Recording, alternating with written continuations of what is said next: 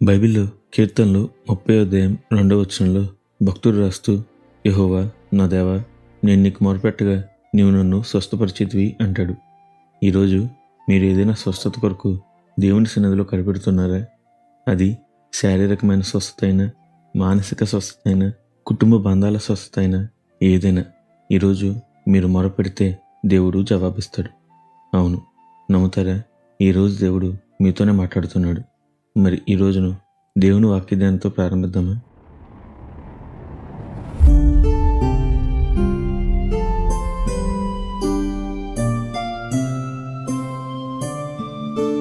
బైబిల్లో 2 రాజులు 20 అధ్యాయంలో హిజ్కియా భక్తుణ్ణి దేవుడు ఎలా స్వస్థపరిచి ఇంకో 15 సంవత్సరాలు ఆయుష్ ఇచ్చాడో మనం స్పష్టంగా చూడవచ్చు.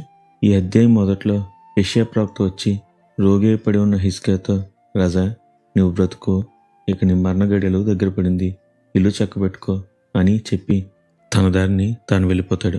అయితే ఆ మాటలు వినగానే హిజ్కియా గోడ తట్టు తిరిగి, దేవా నన్ను జ్ఞాపకం చేసుకో అని కన్నీరు విడవగానే యెషయా ప్రవక్త ఇంకా నడిమిశాలలో నుండి గుమ్మం దాటక మునిపే దేవుడు అతనితో మాట్లాడి, నా బిడ్డ నాకు మొరపెట్టాడు, అతనికి స్వస్థతను 15 సంవత్సరాల ఆయుష్ను ఇస్తున్నా అని చెప్పు అని అంటాడు.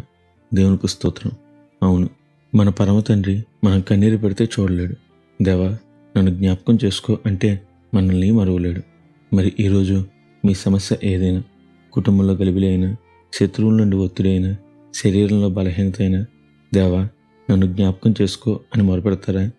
వినండి, తమకు మొరపెట్టేవారి ప్రార్థన దేవుడు తప్పక ఆలకిస్తాడు, జవాబిస్తాడు.